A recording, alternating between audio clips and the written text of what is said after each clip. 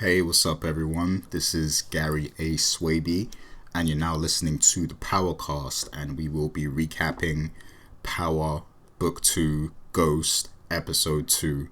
And that is too long to say, so I hope they change the name of this or something, because I can't do that every week. But I'm here with Mr. Richard Bailey Jr. How you doing, Rich? Doing pretty good, Gary. What's up, listeners and viewers? What's up, indeed? And I'm also here with Miss Dana Abercrombie. How you doing, Dana? I'm breathing. You could just call it book 2. That's probably what I'm gonna have to do moving forward. But that sounds weird, like book 2. It's not even a book. So It's like but, 7 books of them in the series of the Power universe. As Courtney Kip explained it, power will never end. So, book 2. yeah, this is gonna go on longer than the MCU, I think. So that's good. Oh gosh. Let's hope they got enough connects to keep it going. Oh goodness. But so this was an interesting episode following last week's kind of pilot episode. And I'm feeling a bit mixed about it because while it is interesting, but there are some points that are there are some cracks that are starting to appear in the consistencies of the writing, should I say. So I'm gonna bring that up as we go along. Oh dear. I'm gonna bring that up as we go along though. But so we're just gonna touch on some of the major points that happened in the episode and just talk through each. So the first thing I kind of want to start on here is before we get to the juicy stuff. Well, this is kind of juicy actually in itself. So let's talk about these teachers, right? So we know there's a lot of new characters in this show now. And they had to kind of focus on some of these new characters. Of course, we have Mclean, we have Monae Tahada, and a few other people as well. But the teachers are some of the the more obvious new characters in the show. We have now I don't know their names, so Rich he's good with names. Yeah. So the guy, the woman, and the man, what are they called? It's Carrie and Jabari. Carrie and Jabari. There we go. Yeah. So we have these two teachers, and they basically both oversee Tariq, as a student and everything. Jabari actually teaches one of his classes, and what was her name again? Carrie. Okay. Yeah. Yeah, she she kind of watches over Tariq and everything. So we see that they have their own kind of story going on, their own background story, which involves them having some sort of sexual tension. I guess they had a relationship in the past. And Carrie actually, when she got this job at the school, she allowed Jabari to come over. She got him a job. And now, it seems like their relationship is kind of flaring up again. There's a scene where they're in the office alone together. And it's assumingly after hours, I guess. But I bet they wasn't alone in that building. So, that was pretty interesting. But yeah. So there's a scene where they, have a passionate moment there.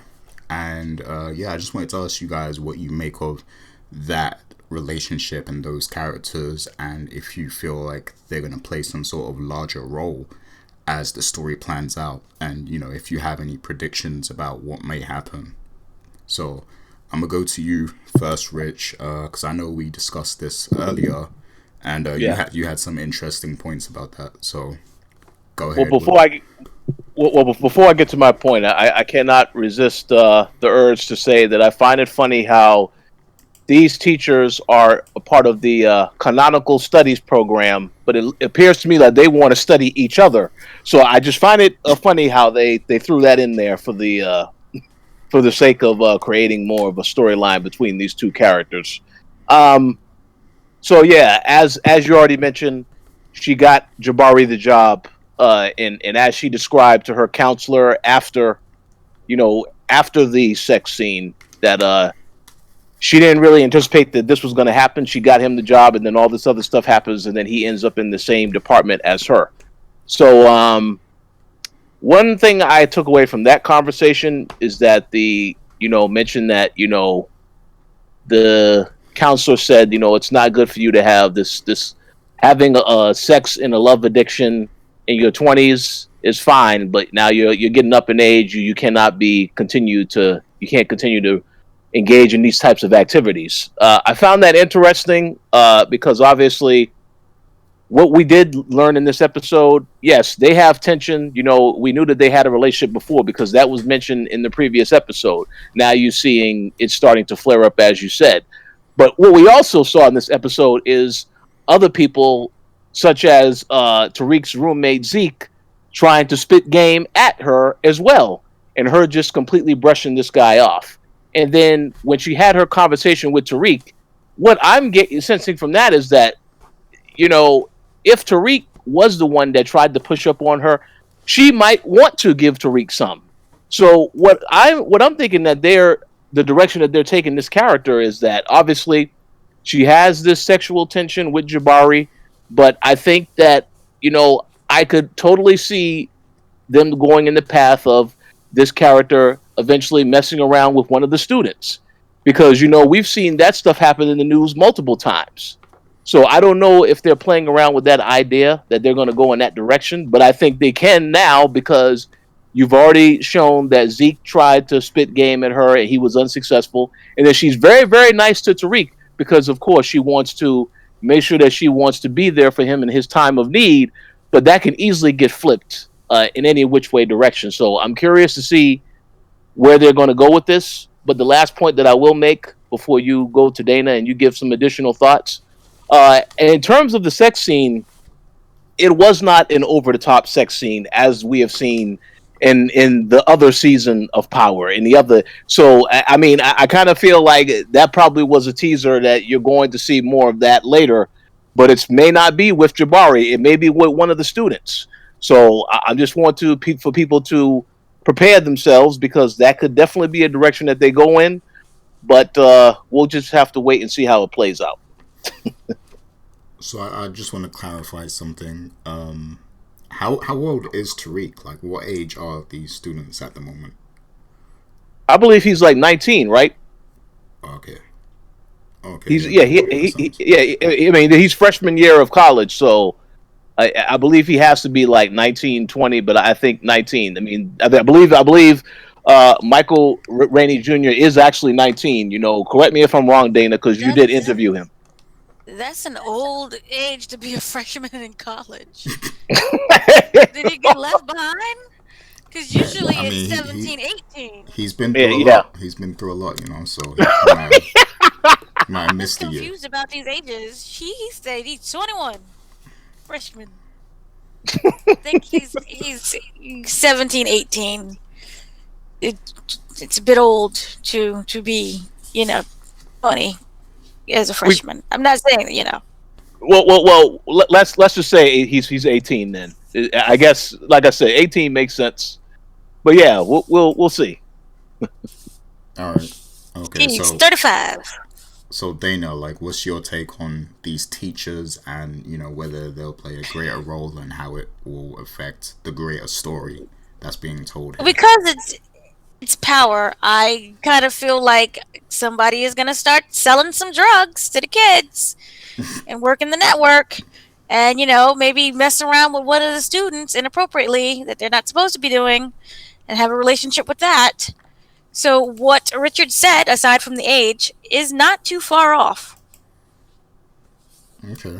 So I think that for right now, it feels that they're filler characters in order to help create the atmosphere of, the school and what's it like for Tariq to get into those kids' lives. So yeah, right now it feels filler, but I do see them being some form of inappropriate relationship, and maybe a drug dealing situation like we had with the other teacher, and always having someone on the inside to get him out, so maybe it would help with classes also. So I see them having a purpose. I just don't fully know what that purpose is, and I hope that's not stereotypical. Yeah. Can I make a real quick comment before you go, Gary? Yeah. I agree with everything Dana said, but to go into what she said about the drug thing, you notice that they never really alluded to why Jabari and Carrie broke up in the first place. So if that character has a drug problem, then yeah, that's an excellent way to introduce that, because right now we see that Jabari is very tough on Tariq in the class. Tariq is not reading the material. So that's definitely a way to win over the teacher. If you know that he has a drug problem and I want to give him some pills or something, that definitely could be a path they take. So I didn't think about that. That was a good suggestion by Dana. So we'll see what happens. Yeah, like those are great points. I definitely feel like there's definitely more at play going on that we haven't seen yet, and that will be revealed. But I do want to say, with regards to that, I hope it's nothing to do with drugs, because that would be stereotypical to have like every character in the show be related to drugs. I'm hoping they do something more complex and in depth with Jabari and Carrie here.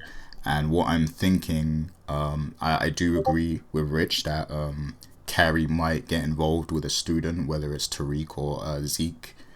I'm not sure yet, but I think what might happen. Now I'm kind of leaning more towards Tariq. Like I feel like something is gonna happen between Carrie and Tariq, and the reason I say that is because I see that Jabari has some sort of animosity to Tariq, even though he's trying to help him and he wants him to do better.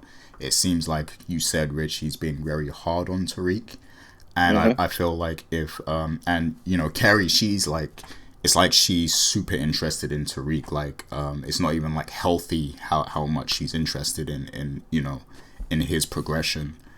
So I feel like she'll become super obsessed with Tariq, and Jabari will not like that, and that's going to intensify the situation between those three characters.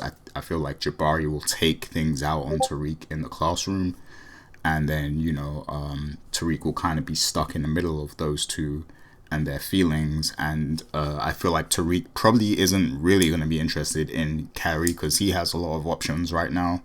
And he probably should just stick to someone his age anyway. But yeah, I just feel like there might be some some three-way tension going on right there. I feel like something's gonna happen between the three of them, and Jabari's gonna be salty about it. So yeah, like I feel like that might be the direction they're going, and maybe there's like another layer to that, and that we'll actually find out what happened with Jabari before and why they broke up, and that will add like another layer to this story. So hopefully they'll navigate this in a real in-depth way that will lead to some quality storytelling, and they don't just simplify it with drugs, because we don't need more of that. Yeah. So can I make one last comment before you continue? Go ahead.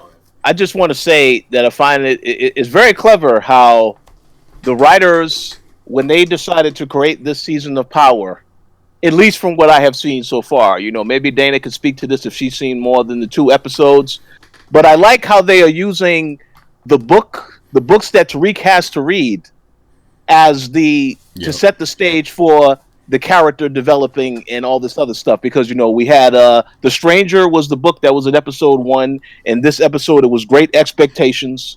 So I find it very interesting, and of course Tariq did not finish reading that book in this episode. So I have to say it's very clever for them to do that. But I do hope that as we get into the continuous episodes, it's not always about a book that Tariq didn't read, because that may get a little tired if it is throughout the whole season.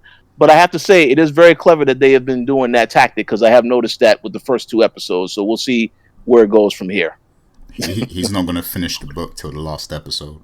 So, so yeah, we'll find out what happens then. But yeah, I do like how they're doing that, like creating those parallels, those metaphors, you know, between Tariq's position in the show and the book, you know, that he has to read and stuff. I like that. It's a nice touch. I agree it will get tired if they just spam that throughout the whole season, but yeah, if they do it creatively, it could be something interesting. Yeah. So any This more? is not really. Go ahead. Sorry. No, go carry on. It's not really so much of a spoiler, but he ends up reading the 48 Laws of Power, so we know how that's going to go. That's 50's favorite. That's 50's favorite book right there. Oh gosh, Invisible Man. You know what that is? The complexities of a black man and identity and community. There's Frankenstein, Heart of Darkness. I know we already did. So it is the whole season then, basically. Yeah, it's I'm not sure we did the works of O. Henry, The Gift of the Magi, and the Caballero's Way. And Well, also we had the Prince. Yeah. Wait. So they couldn't get no Sherlock Holmes like for the British people or nothing. Like, really? Isn't like the Prince Machiavelli? Isn't he like somewhat in the UK? in Europe, yeah. There you go. You got Machiavelli. So see, we'll see, Gary. You asked a good question, but you didn't ask the most important question. So Dana has. You must have seen the whole season to know all these books that are going to be in the season. I know nothing. I stare at NDAs. I know nothing. Dana is different, man. She's changing. She's like Tariq now. Like she just. I'm like Tariq. let me cure $500,000 in 2 minutes. Hold on. Yeah, send some of that my way too. Send some of that your way. $500,000. Fun. So, any more thoughts on like the teachers or Tariq's position at the college period? Like anything else you want to say there about Tariq at school and stuff? I like that they show him at the school. He's not doing much learning, but he's at least at the school. And like I said, it could be a theory where he doesn't grow up to be Ghost. He may end up choosing that path of education and dropping the other deals. So we don't know what's going to fully happen yet. But I do, yeah. Oh no, continue. I'll go after you. I appreciate the school setting. I hope this doesn't get a show that just gets too wayward with so many characters that it loses its way. Mm-hmm. So, but I so far so good. What was you gonna say, Rich? I agree with what Dana had to say, and I just want to say I do give the writers credit, because just like Dana made the comment that this is a show where Tariq might not end up like Ghost. They had that line that he told his mom towards the end of the episode, where how Ghost said you're either going to end up in jail or dead if you're in this game. Well, I know another way, and then they instantly cut away from that shot. So as a viewer, now you're curious, what is this other way that Tariq is going to make it? And that's what they're going to tell you throughout the season. Or you could fake your death and still be a drug dealer. Yeah, that's what Ghost is doing right now. So that's what Ghost is doing right. Isn't that also Ghost is doing? We don't know what happened with Tommy. We know he got a spinoff, but we don't know what that spinoff entails. That's when Ghost is gonna show up for the first time in Tommy's show. We got Kanan, and Kanan could be like, I never died. A ghost. So we don't know. Yeah, it'd be funny if you said Ghost shows up in Tommy's episode. It's going to be a flashback to when Ghost was dying and Tommy was holding him. Let him go, let him go, let him go. Tommy going to be having withdrawals of that particular scene in his head. Now this was. That's going to be the opening shot. Yeah, that will be the opening shot, but here's what's going to happen as well. Like throughout that season, Tommy's gonna be getting into a lot of like crime deals, like crime situations and stuff, like, and there's gonna be like this mysterious masked man, like in a ski mask, that's gonna be helping him out from the sidelines, and then yeah, that's Ghost. Good work. You ever seen Ghost Dad? Ghost Dad. Remember Ghost Dad? It was like a movie that came out in like the 90s. It's an American movie. It had Bill Cosby before anybody knew he was like, Yeah. And he died, but his spirit was still there to guide son along, I believe. Oh yeah, I think I'm remembering it right. Yeah, I saw that. So, we don't fully know what's happening with what's his name? The father. I completely forgot his name. Ghost. Jamie. Jamie. So we don't know what's going on with Jamie. Again, Kanan, we had plenty of times we had that whole flashback situation where kind of everyone's ghost was guiding Tariq. And also the girl that you love, Angela. No one really dies on this show. Like, I can see, like, whether, like, if Ghost really is dead, I still think they are going to use Omari Hardwick in this show, like, in these next shows. I think what they might do is, like, they might do, like, I can't even use that as an example because the viewers might not know that, but, so I feel like he'll be like a spirit basically guiding Tommy. Like, he's dead, but like, his spirit is there and it's talking to Tommy and he can see him kind of thing. But he's not really dead, that's what they did with the other characters. Yeah, like Kanan at the end of season 6. So yeah, like Kanan and the girl you love. Yeah, Angela. Yeah, like Angela. Like what you just said, basically. Yeah. I'm sorry. So okay. There you go. It's still called Ghost. Yeah. Not called the Tariq Show. He's a real ghost now, so he's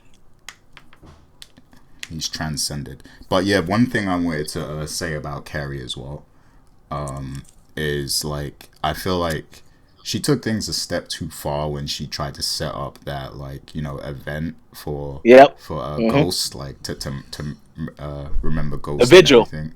Yeah, like because. This is why it's not healthy how obsessed she is with Tariq, because it's like, why are you doing that? Like, clearly, like, he hasn't shown you that he cares enough for his father to want that, so it's like, why did you even bother to do that, like, what was the logic there? Like, and it's slightly weird. It was weird. It was it's on an outsider. Let's set up this memorial for a drug dealer. Yeah, and there was no reaction. They had no reaction when they saw that he left with Brayden to go to the party. Like, whoa, okay. No anger, nothing. Just like, oh, okay. That's it. I was expecting Tariq to get like real upset in that moment, but he was just like, "Alright, I'm out. Peace." Yeah. So. And it could show growth because he's not being physical with anyone. You could argue he was never really physical with only with Ghost.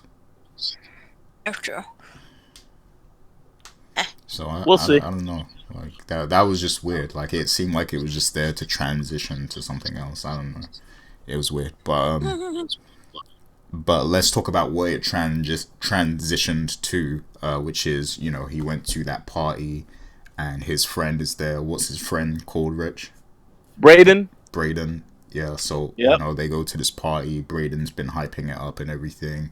And then there's a scene there where, the party is interrupted by police and everything. And then Brayden's brother, like, he's very arrogant about it. And he's like, yeah, you guys won't touch me. You can't do anything to me. He hits one of them. They put him in cuffs. And then, Brayden tells them who their parent is. And the cops are just like, I let him go, we call that something, but I'm not going to say it here because I don't want to get political. but yeah, it's privilege, So yeah, I want to ask you guys, is this going to be something that Tariq utilizes at a later time or something? Like, why do you think they emphasized this scene? I'll go to you first. Oh, go ahead.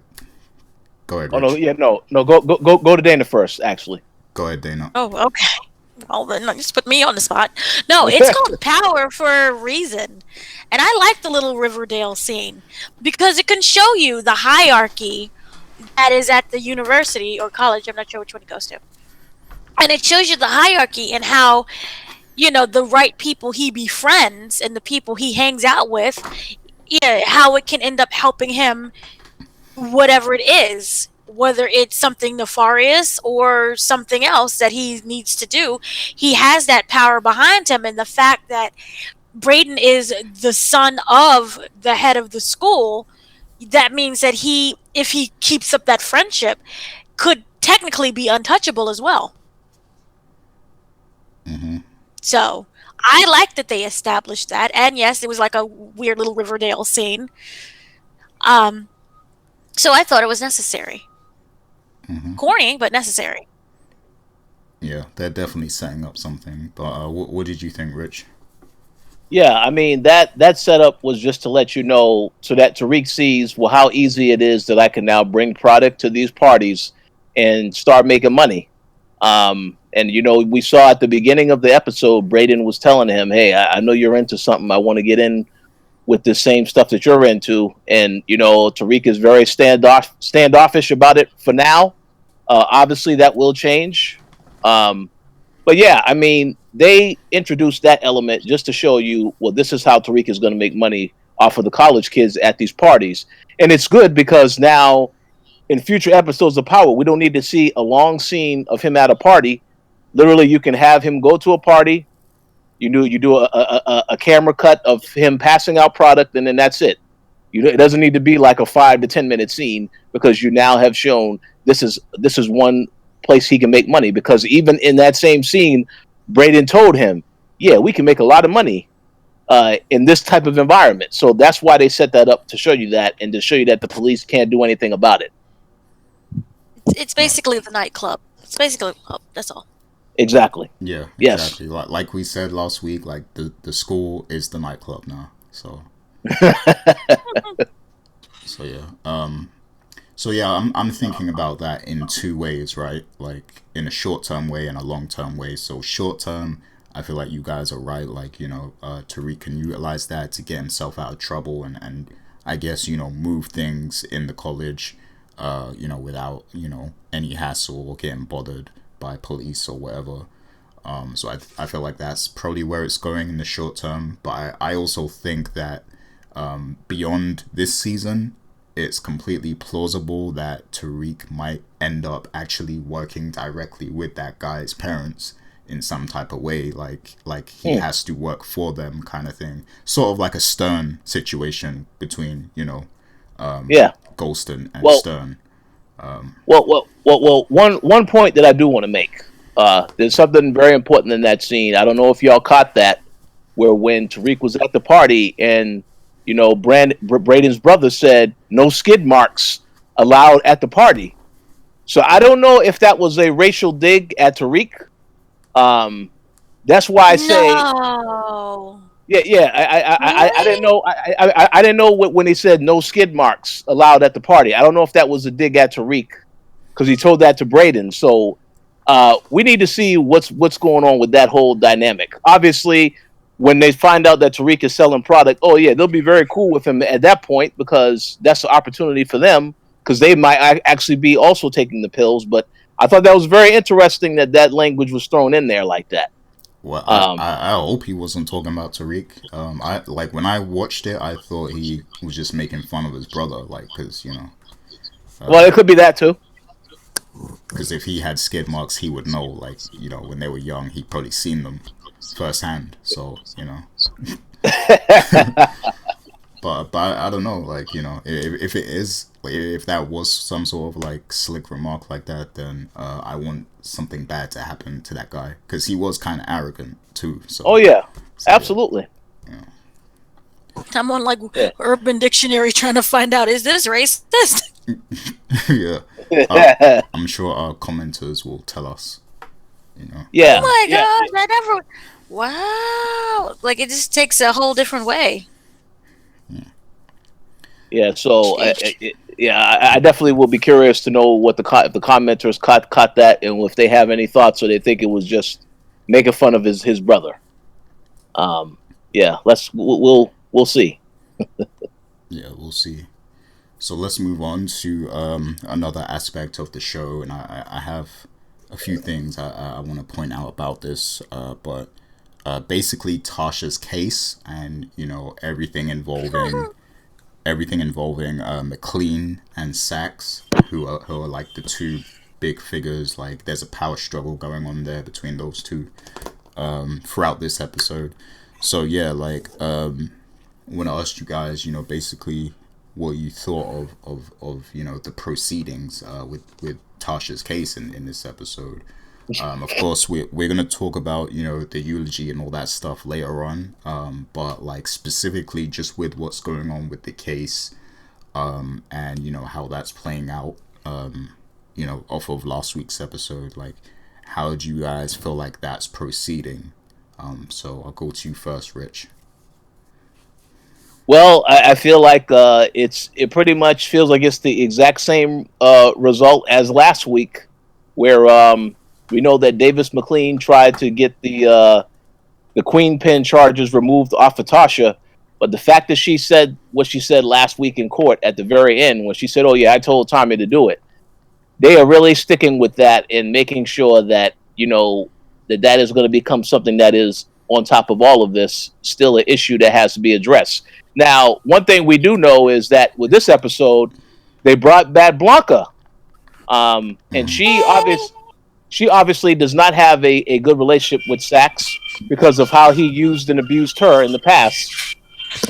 Oh, what's that sound? Whoa. Sorry. Yeah. Sorry. Keep going. Yeah. So we know that Blanca is back because of how she has an issue to she wants to she has an agenda to take out Sax because of how their working relationship went the last time in the last season. So I'm glad they brought her back because I like that character. And of course, she's going to be used to help Davis Mclean. But yeah, to answer your question, it felt to me by the end of this episode, we were exactly at the same point we were at with the last episode. Whereas now this is going to trial, and everyone is just setting up the cards in motion to get things rolling. Yeah. And how about you, Dana? Do you have like any thoughts on that case and how it's proceeding at the moment? I think it's a royal poop show. And it's just a hot mess right now.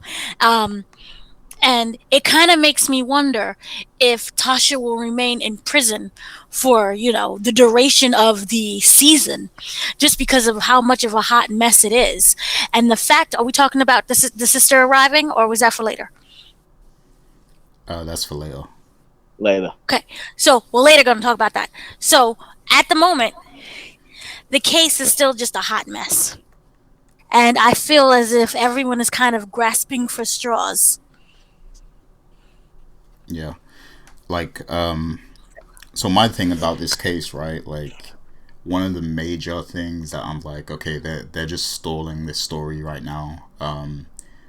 Is like there's a point where they're in John Mock's office, and that Democrat guy is there, and Sax is there.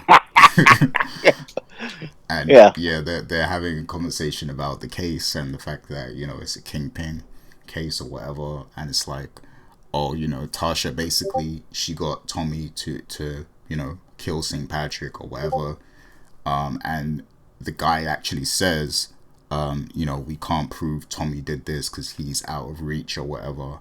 So like in my mind, I was thinking like, aren't y'all the police? Like can't you? Why isn't there like an active search? Like why isn't there a priority search to get Tommy? Because obviously he would be a big part of this case if they get him too. Like they can still get Tasha if they get Tommy, and that would make the case that they're making more plausible. I mean, obviously it's all based on lies, so it would be bad for them to do that, but they don't know, so because no one has. Oh, sorry. Go ahead. No, carry on. No one has any faith in Tasha. She seems like someone who's randomly throwing out different names. Yeah. And therefore, will you really have that kind of passion to go look for Tommy? If you strongly believe that, it's something that she's just trying to distract you with? She said it. What was it? The third person she accused of being the shooter?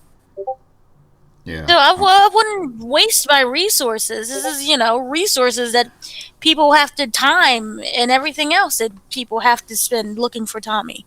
And they said, he's. Did they say he was in California? No, they said he took off. They don't know where he's at. Yeah. So, Yeah. Okay, so let's break down the like the perspectives in that scene, right? So from Sax's perspective, obviously Sax is an idiot. he say that again. He's an idiot. He still is looking for James St. Patrick. He don't know that's James's ghost. I don't believe him. Stupid. Yeah, I mean Sax is an idiot, but from his perspective, he might not want Tommy to be found because it gets messy if Tommy is able to prove that he wasn't the one that killed Ghosts, because then who is Tasha gonna accuse next? Like it could be. He's also right. Yeah. So He was. Go ahead. That's the one. No, that's the one name that actually, but technically, it's not a lie. He was there. Yeah, exactly. He was there, and Tariq can prove that he saw him there. So Sax probably doesn't want Tommy found. He just wants to close the case on Tasha or whatever. But the other two, like the Democrat guy or whatever, like they want this to be a big kingpin like case, like whatever. Like they want it, they want all the smokes, like they want this to be a big deal. So it's like why isn't there a priority to find Tommy right now? Like why isn't that even a conversation? If that's who Tasha is accusing. Well, I to answer that question, I think that will be a priority at the end of the season when they need to have the as I mentioned last week, the scene where Tommy finds out Tasha been talking bad about me. Well, I'm gonna have to get her, and then that's it. That's your season finale, the final thing you see, and now you have to see how it gets to that point next season. Yeah, like that worries me because it seems like this is going to be very drawn out. If that's the case.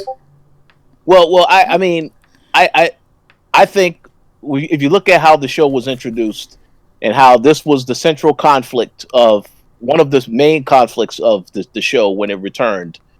I think it's going to definitely be drawn out to the very end of the season, at least for you to see what the next step is. Now, I'm not saying that Tasha is going to get free by the end of the season. That might not happen. I don't know. But what I do know is that, as you'll get into later, a lot of other things can happen before that gets to that point in terms of what happens with Tasha on the inside. But, yeah, I mean, we'll just have to wait and see. But it's a good question to ask about why they are dragging this out, and I just think that that's all it is just to keep you guessing as to which direction it's going to ultimately go.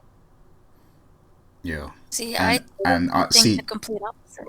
See, I'm not expecting there to be like cop cars driving all around America looking for Tommy right now. Like, that's not what I'm expecting. Like I'm just saying they didn't even bring it up, like the fact that they need to find Tommy. So it's like it's not even in their thoughts, in their thought process at the moment. So it's like why is nobody thinking that in that moment? Well, the other thing other point I want to make is I believe that you both made this point last week is that we don't really know for the next book.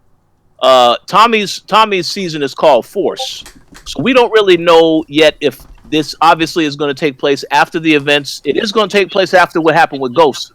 But the point that I'm making is that they may explain Tommy's absence in that season as to why he cannot be reached right now.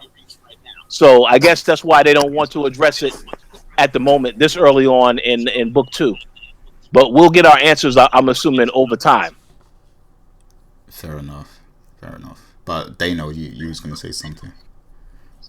I want to place a bet Uh-huh. between Richard and I on regarding how long Tasha stays in jail.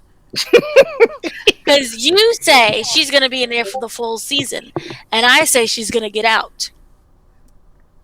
So, That's a Um, good bet. that is a good good bet. bet. Yeah, it is a good bet because we know that in Power, a lot of things can happen instantly. How at the beginning of episode Mhm. one, Tariq, I need to get money for my mom, and then all of a sudden, halfway through the episode, by the end of the episode, he got 50K. He just gave Davis McLean 50K. So yeah, stuff can happen instantly, quickly. So yeah, that's a very good guess to say that she'll get out by the end of the season. Yeah, I have no issue with that. So I agree with the bet. So And remember when Ghost was in prison and he got right on out? Oh yeah, yeah, it was absolutely. like 5 episodes or something. Like, Yeah, because Mm-hmm. they couldn't have him getting his ass whooped, all season long in prison. That would have been too Would have humbled much. him. What's that? What? Would have humbled him. Oh yeah, he got humbled a couple times by Charlie Murphy. Rest in peace. But yeah, it would have been too much because there was too much was happening with Ghost in that jail. So, but yeah, we'll see. Absolutely. I think.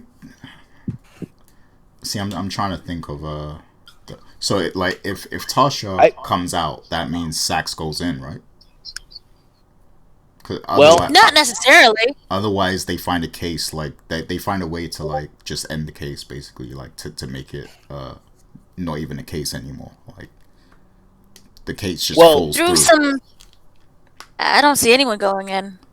I mean, through well, weird power thing, I see them botching the case, and then she just ends up free.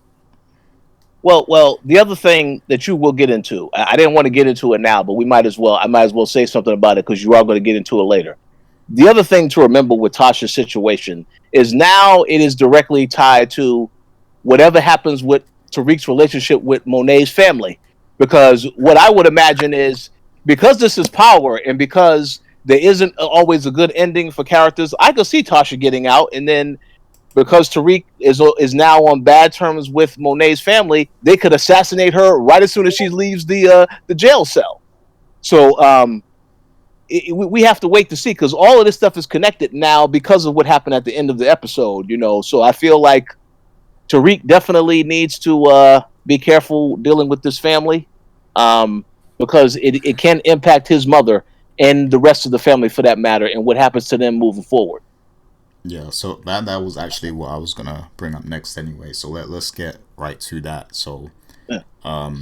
it's starting to get a bit more interesting, with that family now. We saw there was a Takashi. I mean, like there was a snitch that came out. Um, and yeah, like so they had to deal with that situation. What's the guy's name? The violent dude who kills everyone? Kane.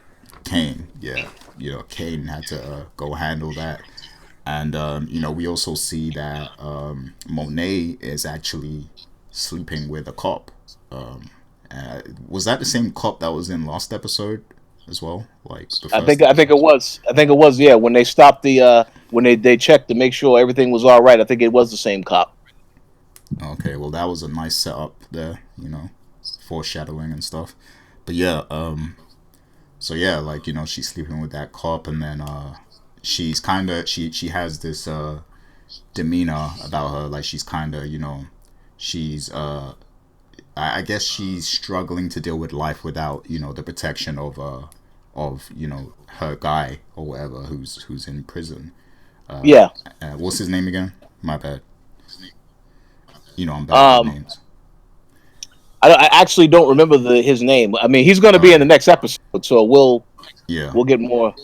I know. I But just know it's Mr. Tahada. I don't remember what the first name was we'll just again. call him Mr. Tahada. So yeah, Mr. Yeah. Tahada, she's kind of dealing with the weight of him being gone, I guess, because just saying his name kind of gives her protection. So this guy must have been someone serious, so she's kind of dealing with him being away, and then the snitch comes along and everything like that, and then so now Tariq ends up he's done some research. He's done his homework about her, and he ends up in her house again. Following Zeke and everything.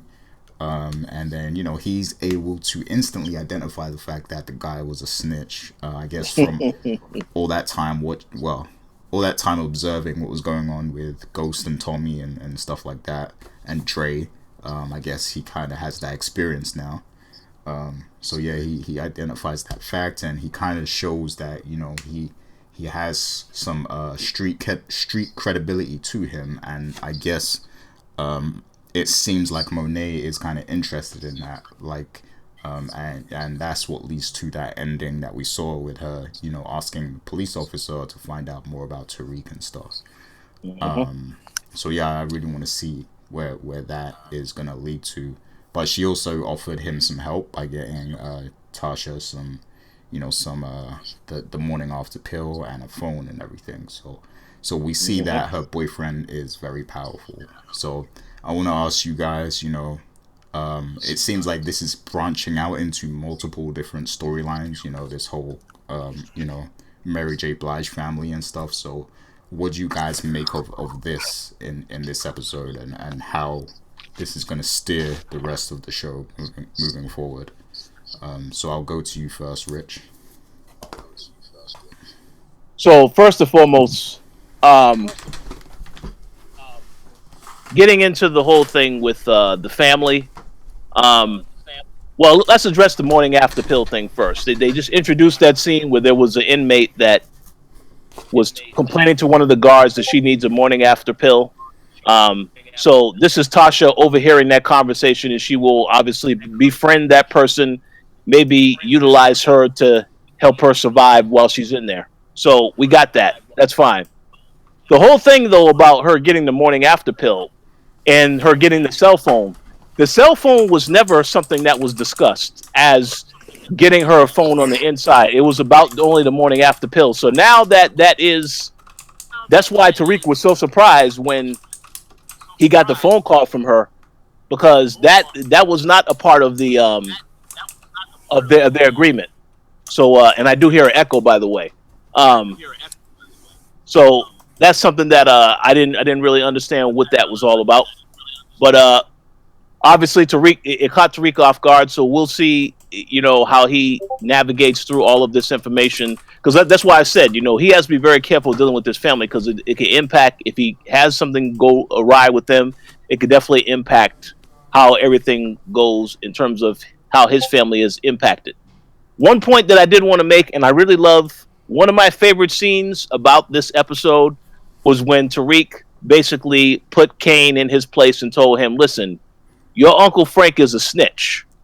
I mean, and the way he just came off and did that, yes, definitely a lot more intelligent. So that shows that, yes, he is intelligent. He has the upper hand when it comes to some of these situations where he needs to put people in their place. Because Kane, from what we've seen so far of the character, he is just a hot-headed character. He's very ruthless, and he will kill anyone that gets in his way. But he doesn't think about these things before he actually takes these actions. And that's what you're seeing right now, is Tariq schooling him and saying, no, I know that he's a snitch, and you don't have to worry about me saying anything because I know what's at stake here. So I'm glad that, as it would appear in this episode, he is appearing as a totally, someone who is smart and hip to the game in this episode. But if you saw the preview of what's going to happen next week, you already know, definitely Monet finds out more information about Tariq, and it warns the family that they need to be careful dealing with him. So we have to see how that plays out. But so far, yes, it's going to be very interesting to see how all this stuff comes together. And as for the last point that I will make, you mentioned the guy that slept with Monet. She did mention that she didn't want Kane to see him there, so we know Kane does not like this guy. At the end of the episode, as he was coming back home, he saw this guy walking into the house. That's going to be an issue later, because he doesn't like that guy. And I think it is also kind of messed up. She's sleeping around when you see in next week's episode, Monet was just with her husband and what appears to be a conjugal visit. So I don't know what they're doing with this particular character. I I would imagine if the husband found out that she was messing around, that might make him very angry. So we'll have to see which direction they're actually going to take that. But in terms of the family so far, you're starting to receive more about them. Mary J. Blige's character, uh, she hasn't really done anything violent per se yet. She's more so of the one behind the scenes telling her sons, take this guy out, do this, do that. You know, she hasn't done anything violent herself yet. I want to see if they get to that point where she actually does do stuff instead of only calling the shots and not getting her own hands dirty with some of this stuff. So we'll see what happens moving forward. Yeah, yeah, I would love to see that too. Like, you know, because the way she carries herself, it's like she commands everyone's, like, you know, loyalty and everything, and it's like, do these people fear her for a reason? Like, I want to see why, you know, what exactly she's done to get her hands dirty besides just being, you know, the wife of a mob boss or whatever, like, you know. So yeah, I do want to see more of that. I want to see how she interacts with Mr. Tahada as well when he's out. Like, if there's a dominant one of them, like if he's, you know, the default dominant one of the couple, or, you know, if she kind of plays more of a Tasha role when he's around or something like that. So yeah, like I want to see how that interaction is going to go. One question that's in my mind right now is they are putting a lot of emphasis on Kane. And I'm trying to figure out whether they're building him up as, you know, a serious threat to go against Tariq, or whether those two are going to partner together to dominate everyone, kind of thing, like a Ghost and Tommy kind of situation or something like that.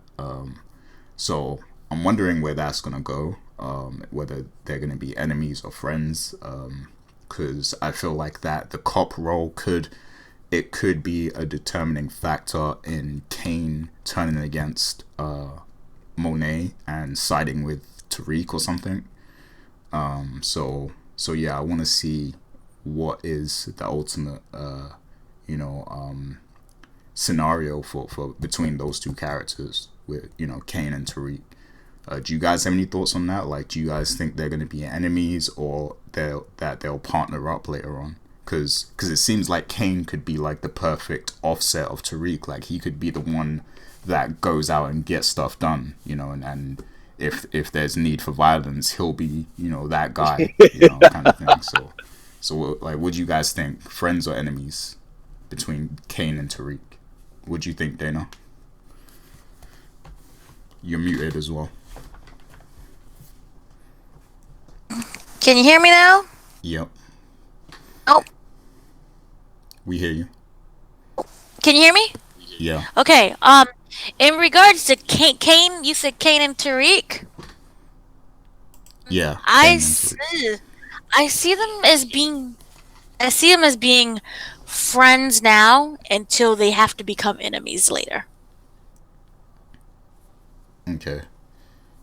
And I guess that's a lot like that's a lot like Ghost and Tommy, because, you know, they're friends first and then they become enemies and stuff. Yeah, they were besties. Yeah, so I want to see how they that were plays brothers out. with a misunderstanding that. And also, can I say, I'm very much interested in Mary J. Blige's character and her storyline a wee bit more so than Tariq. Yeah, I agree. Like, Mary's character is like, she's probably the most interesting character in this, and it's probably because she's very reminiscent of Ghost. So that's probably why. Absolutely. But yeah, so Rich, what do you think about Kane and Tariq though?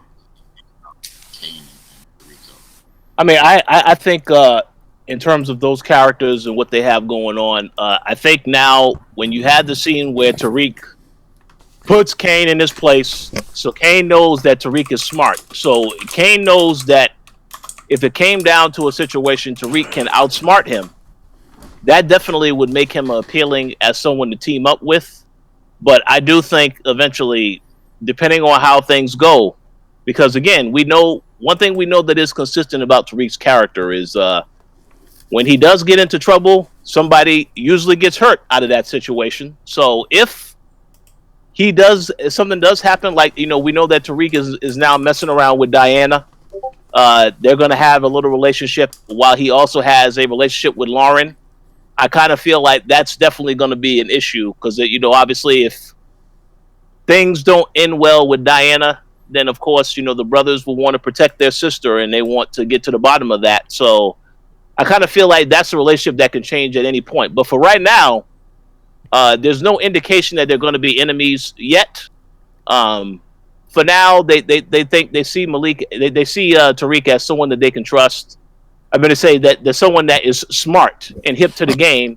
So therefore, we'll have to see where it goes from there. But I do believe we'll start getting some answers once they do more of a thorough investigation as to who Tariq actually is. Okay, so let's dive deeper into that question that Dana just had, right? So, do you think that Monae Tahada is the most interesting thing in Power Book 2 right now? I mean, I believe that she is interesting because obviously we know all about Mary J, an excellent R&B artist. I've seen her in a few movies. I don't think she's necessarily a horrible actress per se. Not the best actress, of course, but she's okay, I guess. But yeah, she's Oscar nominated, so yay. Well, there you go. That means something. Mudblood. It was a series on Netflix. Oh, I think it was a movie. It was a movie on Netflix. Okay, I gotta go see that then. I gotta go watch that. Yeah. So I mean, obviously, we'll see what happens with the character. Do I think she's most interesting? Well, only because you don't know a lot about her yet. We found out more information about her this episode, and then the first episode, where they didn't introduce her until halfway through the episode. So they obviously want to slowly peel back the layers of the character to show you what she's all about. So that's why she definitely is more interesting. But I mean, yeah, this only because I need to see exactly, like you mentioned earlier, Gary. We need to see why people fear her, why they know that they should listen to her when she says do something, and it can't be just because she is married to this powerful guy that's currently behind bars. There has to be more to the character, because one of the things that I didn't like about how they handled the power in the last couple of seasons is that they could have done so much more with Tasha's character instead of having her just become the wife behind James St. Patrick. Exactly. So that's why I want them to do more with Mary J. Blige's character, to make her more of someone who she calls the shots, she can do her own thing. And they have an opportunity to do that now. But again, they're taking their time to reveal the character, so it's hard to tell which direction they're going to take until we actually see more of what happens in these next several episodes. Yeah. But yeah, interesting for sure. We'll see where they go from here. Yeah, so Dana, like, since you made the statement originally, like, what do you feel about, like, so is Monet the most interesting character? And how do you feel about that? Here's the thing. She is a wife of a drug kingpin who seems to be doing very well independently on her own, which, as much as I hate it to say this, Tasha, she fumbled a lot and wasn't really taken seriously. But for Monet, I just feel that she is someone who can stand her own. She's been doing this a very long time. She's very knowledgeable. She has a lot of different connects, and the fact that it's a female doing this, it adds a different dynamic to the show. And women go through a lot more things than, say, men have to do, because again, you have to prove yourself just because you're a woman. And there's a lot of advances and different things that you have to, that's going to come your way that men don't face. So I think that alone, that dynamic, is what is interesting to the show. And also, she kind of takes on this den mother role with these other kids. So it's really good to see her relationship with these other kids, and she seems like she's someone who's in their life as well. So I think for me, that is just way more interesting. Yeah, I mean, I actually agree with you. I think she is the most interesting character right now in the show. Um, so so yeah, and the whole family, it's like an interesting aspect, and I'm actually kind of excited to see what's gonna happen next week with Mr. Tahada. So that's my next point. What do you guys actually think he's gonna do, right? Because if this is just a family visit thing, and he's going back inside right after, I don't think it's going to be as simple as that. I think that he's going to have some things planned for this, and he is going to put some plans in motion. So, what do you guys think that this means? Like him, making this visit to the family and everything. So, Dana, did you have something to say on that? I don't know what's to come, but I do Yes, you hope do. that there is no. I know nothing. I do hope that it involves some type of connection with Tariq's parents, and that he recognizes who he is, and maybe somehow utilizes Tariq. I do see a lot of maybe some drug deals or some type of connection that he's gonna have to pass on to Mary J. Blige's character. So this is not a quick one and done thing. I think he's there to kind of set up um, or keep up connect that he has already. That could be an interesting dynamic, and then how that trickles down to how the kids have to play out their stuff. Yeah, right. Yeah. I think also, I think like maybe like he's if Monet doesn't know who Ghost is, this guy does, I think. So I think they both know. yeah, I mean they might both know, but Monet hasn't brought him up specifically, has she? Like she hasn't has she mentioned Ghost? No. No. Like cuz to me it seems like what she knows about Ghost is just from the news or whatever. Because he's heavily publicized. But I feel like the guy, like Mr. Tahada, might have actual physical experience with ghosts, like being around him physically, kind of thing. So I'm wondering if how that's gonna go, and if there's more action with Tariq based on that. Like maybe he actually can give some insight to Mary about Tariq and stuff. So I want to see how that plays out. And obviously he has some sort of connections on the inside too, because he was able to assist in getting the stuff to Tasha. So this is a very powerful man, I guess. And I want to see if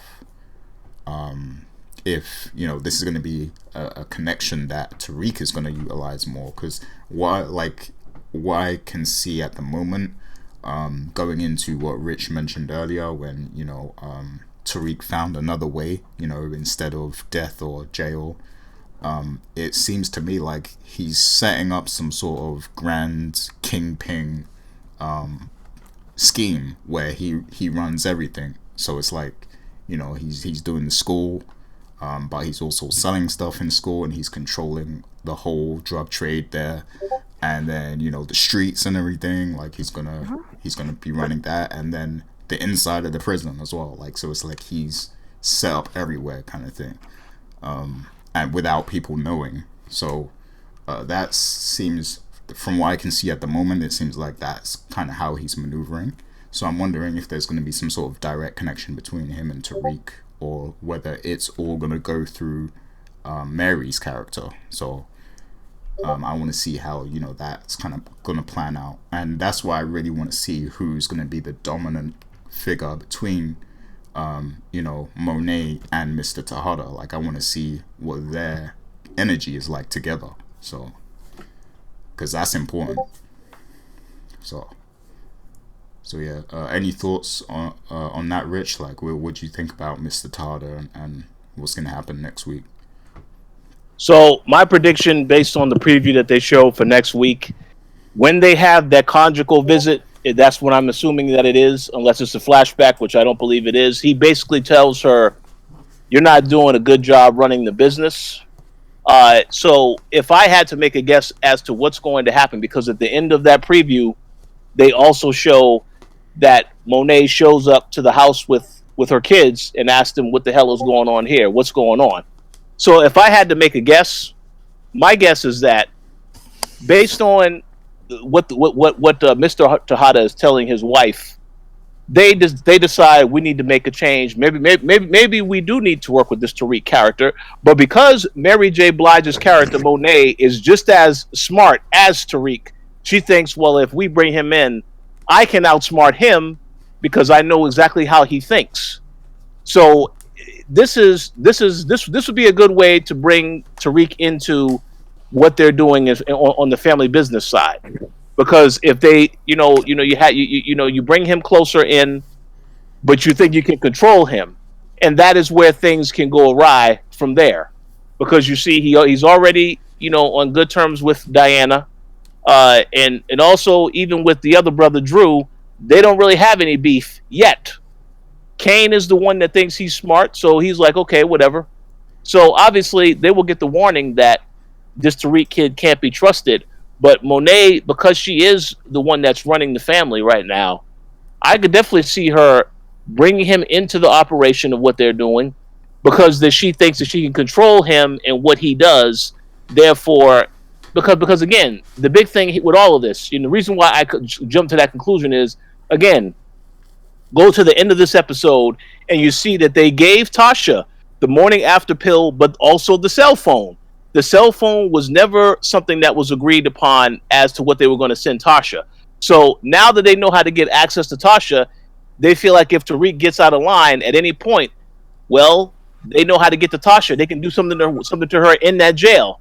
So I think from a boss standpoint, if I wanted to really show I'm powerful, I'll bring this kid into my operation because I know that I can control him. And if he gets out of line, I know exactly what to do to really make him, push him over the edge. So I do see that happening. I'm not someone who has written Power, so I don't really know what's going to happen. This is just my guess as to what's going to happen based off of the preview that is for next week's episode. But we'll see what ultimately really does happen. Yeah, so these are some really good theories. I wanna hear more. What's up, Dana? What was that noise about? It was of satisfaction. I never even thought of that they can use Tasha as like a pawn, and she would be at the mercy of the characters. I never thought of that. That would be actually really good. Yeah, it's true. So yeah. Extra drama. Yeah, like for his mama. I can't wait to see how they play this, because it seems like there's a power struggle brewing here, between definitely, like I feel like there's going to be a power struggle between Mary and her husband, and then also with Tariq's character and Mary. So like it's going to be interesting to see how they set that up and everything.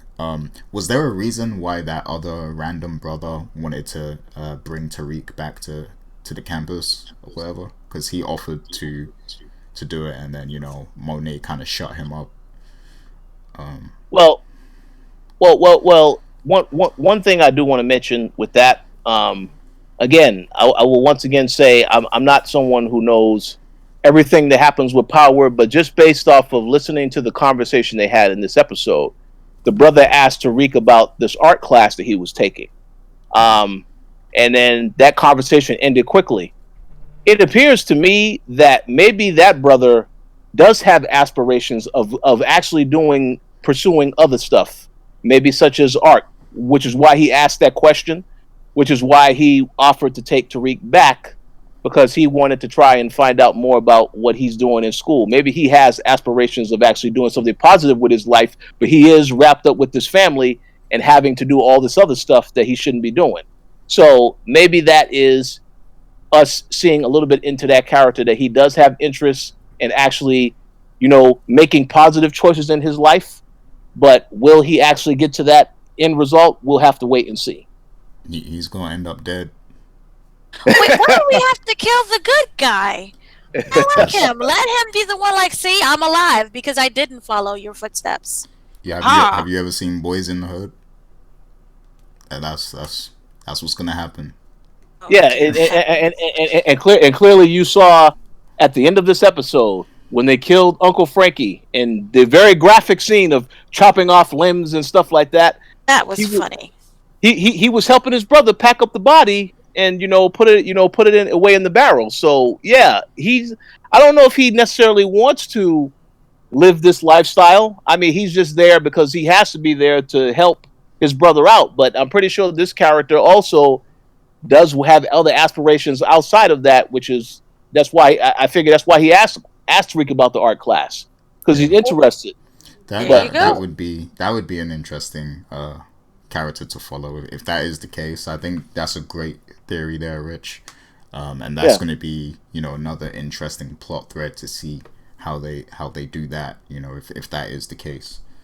So ultimately, it goes back to what Dana said before about Tariq. He may not end up becoming as bad as his father was. I mean, that theory can apply to a lot of characters. They can end up going different paths that you don't think they're going to go, which is actually more positive than negative.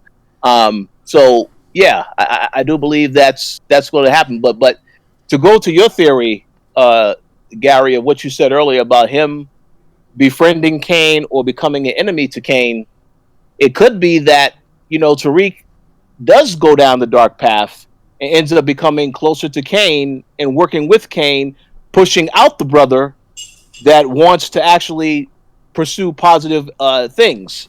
So it really can go in any direction, but yeah, I do think it's great to have a whole bunch of characters where Tariq isn't the only one that has to choose a path here. It's a lot of other characters that can choose to go down a different path as well. And I'm glad that they are playing around with that in terms of showing these other characters and making you question what are they going to do next. Yeah, agreed. Or another theory. Remember how in the very first episode we saw Dre dismembering the bodies and transporting it? That could be like a similar scenario.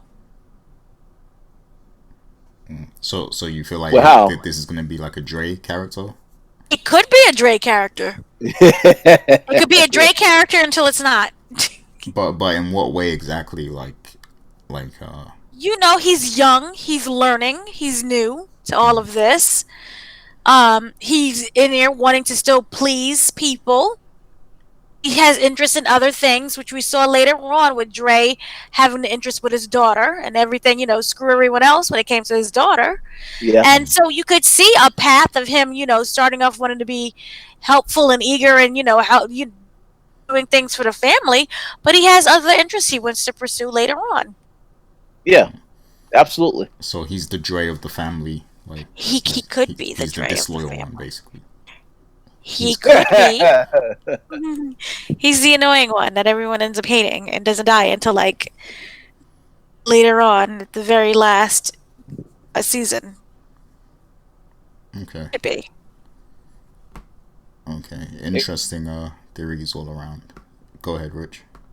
Oh no, I was just gonna say, with the exception of that, his name is Drew. So Drew Dre. Look, there you go. Drew and Dre. What's the difference? A U and an E. It's literally the same character. Yeah. Dre. There you go. So, moving on to kind of like the last major topic I wanted to discuss. So throughout this whole episode, off of the back of the case with Tasha and everything, we see that, the funeral is coming up and there are many people who want Tariq to give Jamie St. Patrick's eulogy, and they want him to paint different kind of narratives as he does it. So, the first being, Mclean.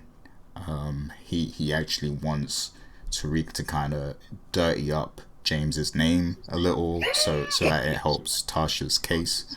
and then we see Simon Stern show up, and he wants a glowing eulogy because it will be good for business, and yeah, like so. Tariq kind of has to decide what he wants to do as a person, and then at the funeral, there's a part where actually it seems like you're echoing again. By the way, Dana. Oh, for Pete's sake! Yeah, so like there's a part where Tasha is meant to give the eulogy, right? But then they deny her from doing that. Sax shows up and they cuff Tasha, and Mclean doesn't want her giving a eulogy in cuffs because it looks bad and everything. So they decide that Tariq is gonna do it, and right before it's about to happen, that uncle, that mysterious uncle, shows up. This is Mayor Royce from The Wire, right? I think. Yeah. I believe it is. Yeah, same actor. So yeah, like he shows up, and yeah, he kind of talks about James from the perspective of knowing him before, and he gives Tariq kind of like a new kind of understanding of his father and everything. So when Tariq does the eulogy, he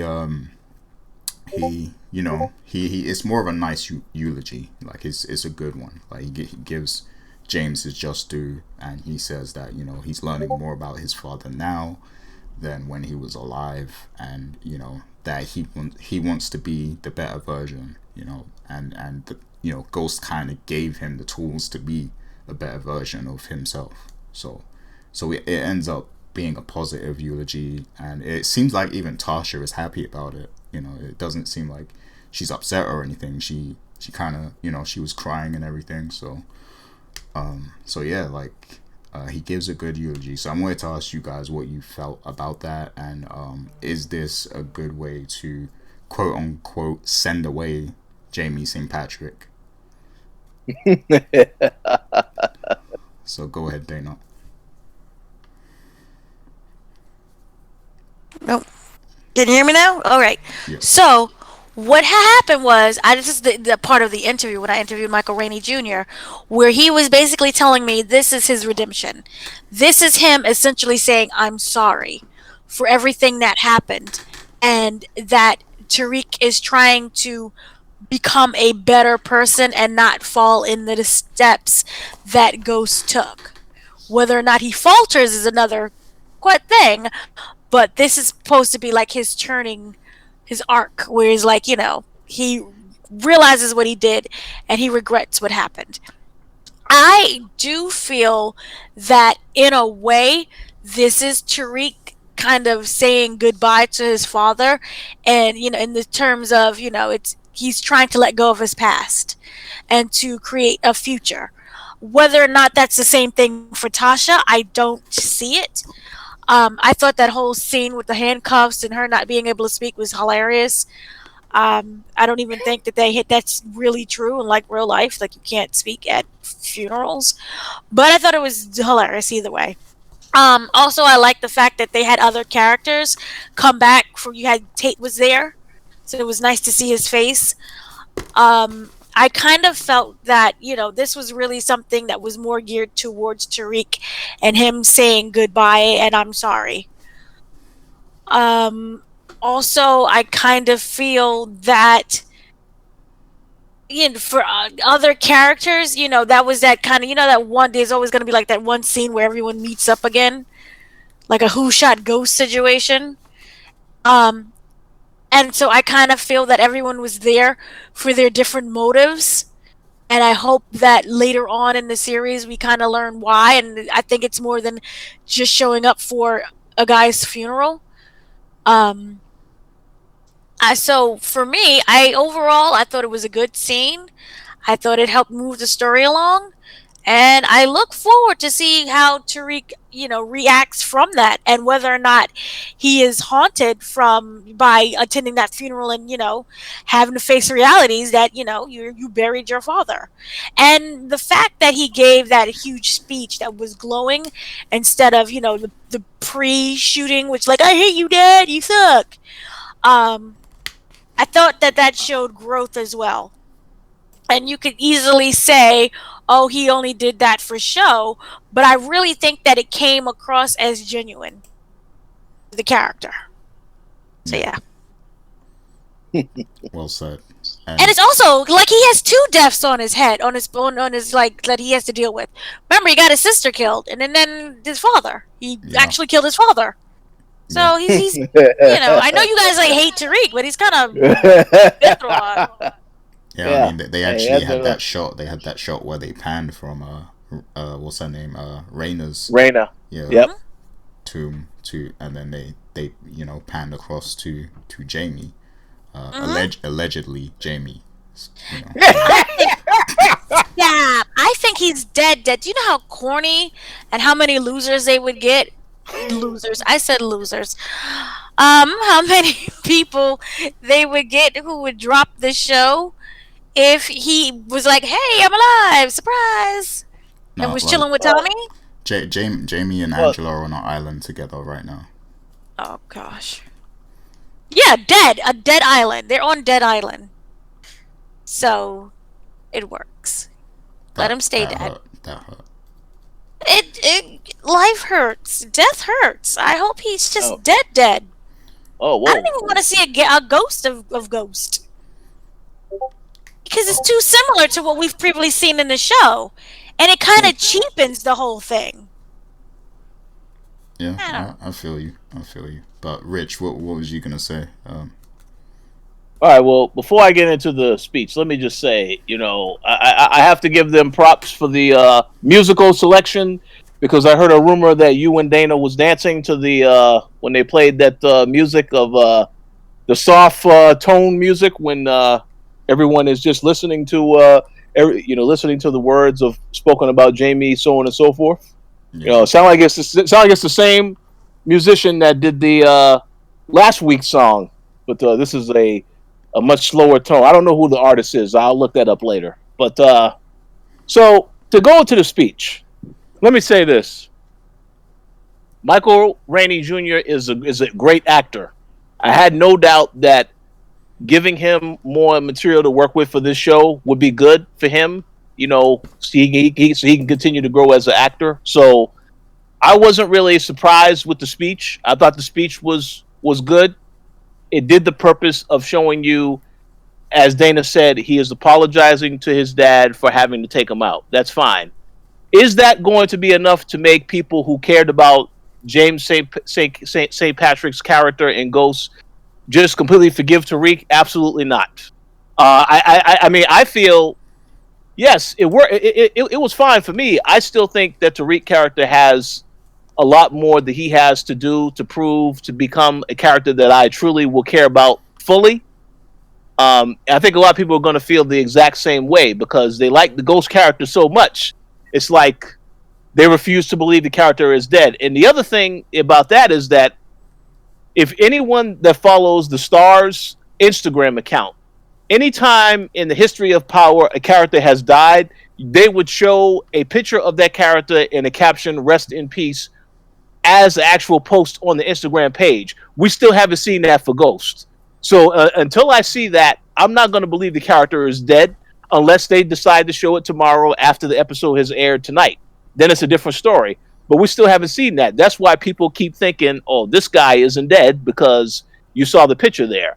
But in terms of focusing on the actual speech, I thought it was good. And he made light of a lot of things that we've spoken about on that show, which is that you felt that Tariq possibly was a problem child. He didn't really appreciate or care about the fact of the sacrifices that his parents made for him to be where he's at right now. So I'm glad that he acknowledged that yes, Ghost still provided for the family. Yes, you may question his motives and how he went about things, but you cannot deny that he still provided for his family. No matter what. So I'm glad that the character was acknowledging of that fact because it was not clear to the viewers that he appreciated any of that when we saw him get shot, and that falls on the fight on the fault of the writers not really being able to explain Tariq's character in his side of the story until now. So I think the speech was great. I think it did a lot to move the character forward. Do I think it's going to be enough for people to forgive him for the fact that he killed Ghost? Absolutely not. But I think it did enough. Whereas, yes, I'm still going to root for the character, but I still want to see how this character is going to transform as the season continues. Yeah, well said. I agree with everything, and that is, one of the finer points of this show. I know there's probably a lot of people who don't want to hear it, or just who are just don't want to watch this show. Period. But yeah, like this does give us new insight into Tariq's character and the kind of things that he was, dealing with mentally when Jamie was at his peak and everything. So yeah, like, that's one of the good things about this show, I guess. Even though I didn't feel like I wanted that before, but it is kind of winning me over, to that this is a thing, a plausible thing. So yeah. Go ahead, Dana. No, the thing that I feel that we haven't seen Ghost, pop up in the sense of like, oh, he's dead, like that confirmation, but because too many people are still holding on to him. Yeah. So until that happens and they go live on with the rest of their lives, I don't think we'll see him dead. And what was you going to say, Rich? Oh no, I agree with that, and I was just going to say, yeah, I mean, we'll have to see how everything plays out. Yes, they definitely made me interested in Tariq character's journey to see how he becomes a different manifestation of his father, as he said in the speech.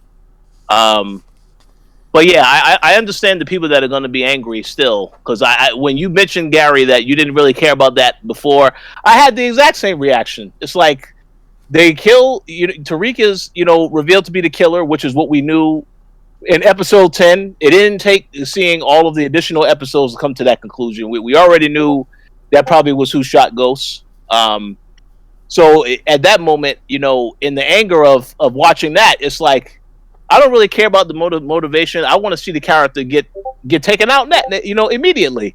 But now, again, when you fast forward to these first two episodes, and you're seeing it, but again, I feel like they definitely had to have him give this speech, because just him reading the books and then the books diving into characters that are conflicted about the morals and stuff like that wasn't enough. We needed to make it personalized in this manner. So I think it's an excellent decision to have him be the one that had to deliver this speech in this particular setting, because again, it gives the character more of a reasoning as to where he was coming from when he pulled the trigger. So I think that was 100% necessary and needed. Will it be enough to turn people over to him? That's what I'm curious to see, but I definitely am intrigued enough to see what happens with the character next. So we'll see what happens. Yeah, I agree. And so with regards to, this scene and the funeral and everything, I have to say there was something major missing. But actually if you pause the scene and look into the distance, you can see Tommy standing by a tree. He's watching. Really? Are you serious? No, I'm playing. But, okay, I'm about to say. But yeah, I'm about to say he was missing though. Like I felt like that was the big piece missing from a funeral of Ghost, and that's why I'm not fully convinced that he is actually dead, because it's like it just doesn't feel right somehow. Yeah. And I feel like, even if Tommy can't be there because of whatever reason we're gonna see in his show, why wasn't his mother there? Because she loved Jamie.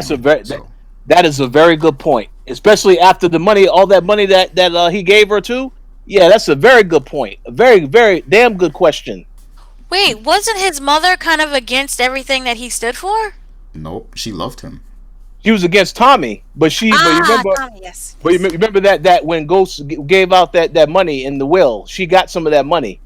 So And that's a very good and point. even before then, like if you remember throughout the whole series, she's always been very supportive of Jamie, because like she makes it known that she raised him like, you know, with Tommy, basically like they were brothers. So so she is like very fond of Jamie. So it feels out of place that she's not there, and I'm wondering if that is a reason that's going to be explained in Tommy's show. Very good question. If it isn't explained, people are definitely going to point out that plot hole. But yeah, that's a good point. Yeah, because it's got to be more than just we couldn't afford the actor or something like it. Like you can afford that. There has to be a reason why she wasn't there. Like, because they had Tate return and everything. So it's like there's a reason. And then to go to the point that you mentioned about Tommy not being there, again, you know, this stuff would definitely look suspicious because we know about the history that Tommy had with ghosts based on the show. So him not being there or finding a way to somehow be a part of this, it definitely feels off. So I agree with that point as well. So hopefully we will get some answers on all of this stuff. Yeah, I hope so. Like it, because yeah, that just it makes it not feel complete to me. Like it just doesn't feel real. Like that funeral. Like, I mean, sure, the eulogy scene and that meant a lot in itself to the plot that we're watching, but something was definitely missing from a funeral of Jamie St. Patrick. You know. This is why I say we might get. Remember when they did the Who Shot Ghost episodes, and we got to see everyone's different point of view? Yeah. They might backtrack and be like, "Hey, where was Tate?" Because remember, everyone's getting their own spinoff. So I maybe at the tail end of the season, we're gonna find out what happened with Tate during that whole funeral situation. We're gonna learn out where was Tommy. Maybe Tommy was there the whole time, hiding in the bushes. I feel like we might see it during their shows, maybe, or something. Yeah. So yeah, I guess we'll see. But yeah, that's pretty much the meat of this episode and everything I wanted to discuss. But if you guys had anything else in particular you wanted to bring up, now is the time. So was there anything else you guys observed or, you know, wanna mention real quick? Rich, anything?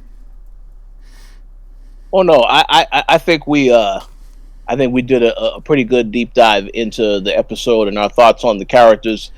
All I will say is that yeah, I'm definitely still very much interested in the show. So it's not a situation where I only watch one episode of last week and then I think the show is bad now. No, it's still keeping my interest, but very curious to see where the direction of these characters are going to go over the next rest of the season's episodes. Indeed. And Dana, anything final to say about the episode? No, I enjoyed it very much so. I thought the funeral scene was hilarious and wonderful all at the same time. I look forward to see what happens with Mary J. Blige's character. I want more of the lawyer. Think he could be fun in there as well. And we just gotta see what else happens. But so far, yay to the show. Which is, you know, a surpriser because everyone was like, "Nah, I don't want to watch this." Yeah, I agree. Like, you know, it's decent. I mean, it's not as good as Power in its peak. Like, you know, season 1 through 3 probably is like the peak of Power itself. But yeah, like this is decent. Like, it's decent, you know, multicultural TV viewing, in my opinion. Oh, whoa. So, you know, you have different ethnicities and stuff in there. So I feel like it's a good show for that, you know. At its core, it's probably, you know, more of a black show, but like you do have other, you know, ethnicities, and I feel like this is one of those shows that represents that, you know. So that's good. It's like Fast and Furious. You have people of different, you know, ethnicities in that movie, and that's what makes it more special. So. I don't know if you want to use Fast and Furious because some over the top stunts be happening in Fast and Furious. He's just happy to go to space. That's all. But yeah, Yeah. I actually one last question actually did come to mind. Where do you think Tasha, like where does her thoughts of Jamie St. Patrick lie right now? Does she completely hate him, or does she love him? Does she miss him?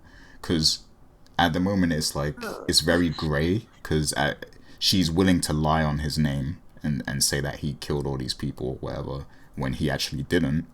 And but at the same time, there's a few scenes where she's like, your father was a complicated man, and then she's crying at the funeral and stuff. So I don't know if she was faking that or not, but No, I don't think she was faking that.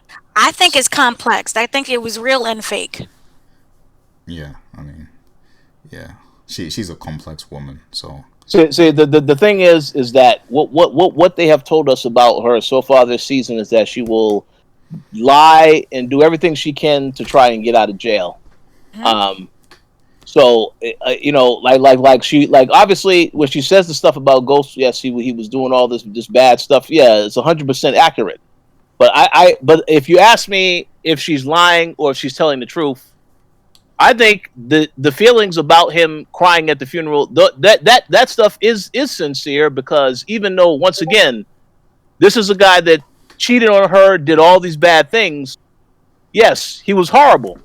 But prior to that, he still took care of the family. Before he had this affair, he was still doing the drug thing, still doing these bad things, but all to take care of the family. It wasn't until Angela walked in the picture that all of that just really got really to be really. It was just too much. It was too much, and it wasn't right for him to do that to his wife, so on and so forth. But they both cheated, so but still, it is a complicated situation. It's complicated to make that, but I do feel that when she cried at that funeral, those were genuine tears. That wasn't something she was just doing just for acting.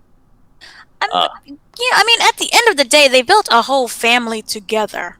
Yeah. And even though he stated, Angela is the love of my life, and you're just like, oh well, damn. There are still feelings there. It's kind of like when you break up with the ex, and it's that weird emotion. Well, I'm happy he's out my life, and look, I'm strong and independent. But at the same time, you're like, I miss him. I'm lonely. So I think his death just happened, and there's going to be those weird mixed emotions right now. Is what the show took place like, what, 3 days after the whole situation in Power. Yeah. So it's still new, it's still raw, and it's still confusing.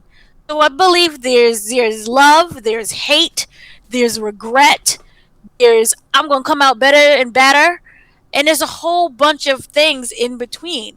I believe she is self-centered, she could be selfish, and at the same time she's still caring and confused. She's still trying to protect her son, so it's not like she doesn't have any redeeming factors.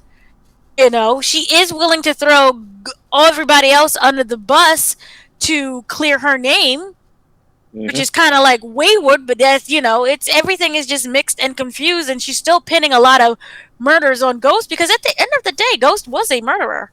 You can't say he was like squeaky clean Mr. Rogers.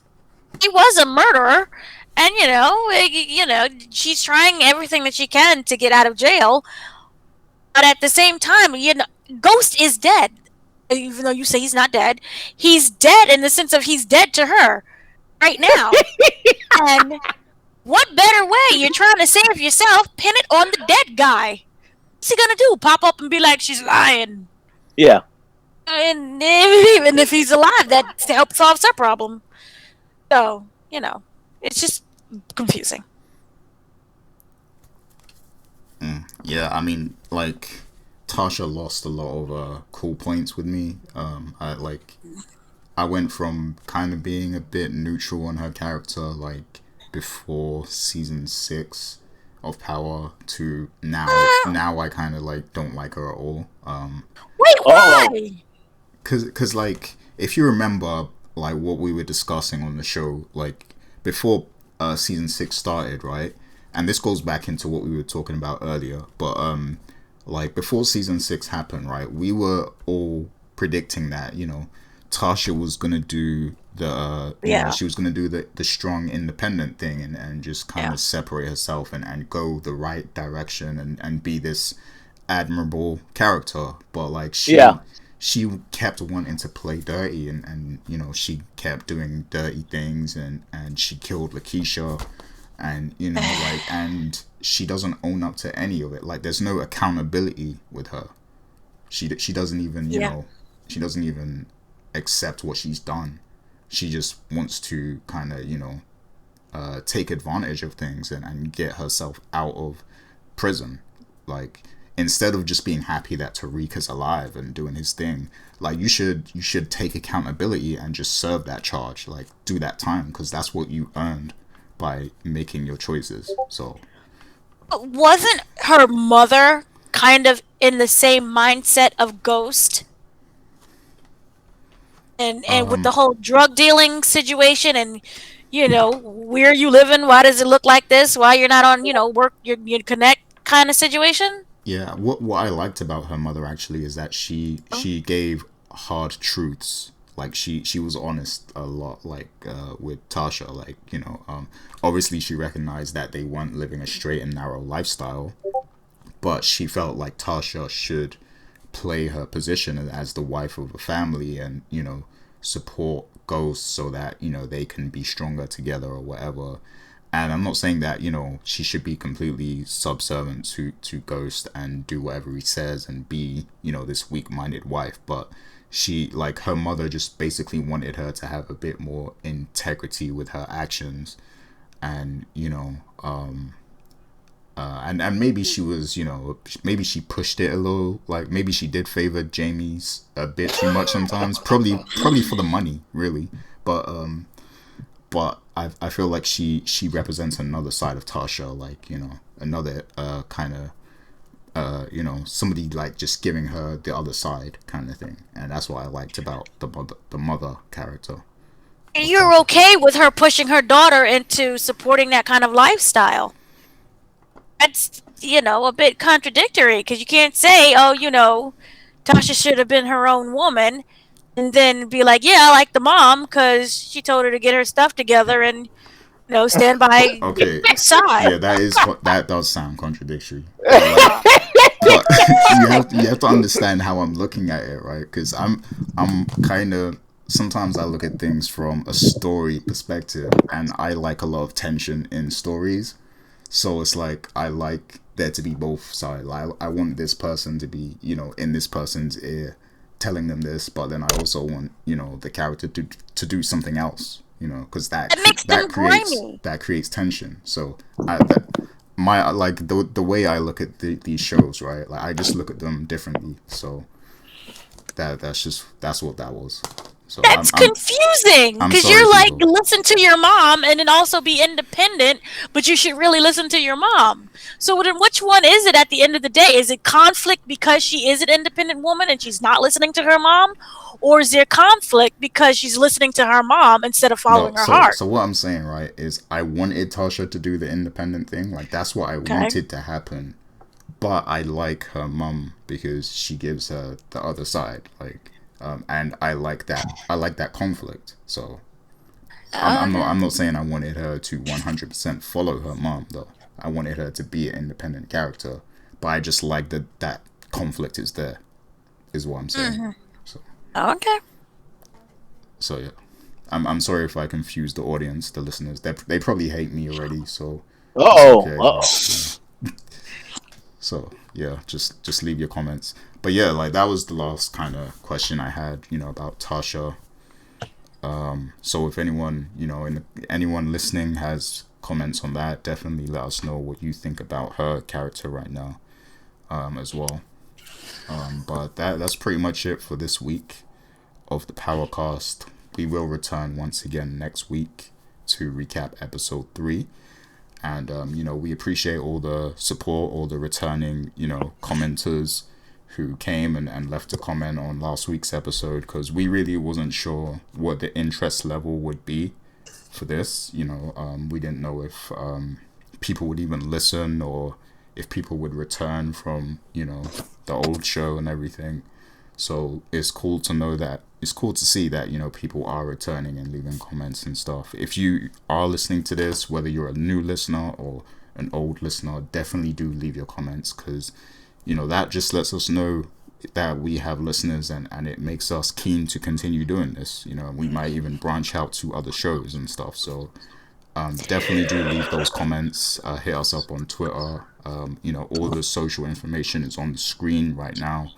And also check out the Koalition.com. We have, you know, we have gaming content, we have movie content, we have TV show content, wrestling, you know, everything right now. So definitely go check out the website. That's the Koalition.com. Koalition is spelled with a K. You know, if you're listening to us just on YouTube or Spotify or iTunes, subscribe, you know, and rate the show as well, because all of that helps. But until next week, you know, everybody take care of yourselves, and yeah, we'll see you next week. So see you later, Dana. See you later, Rich. Peace. Peace.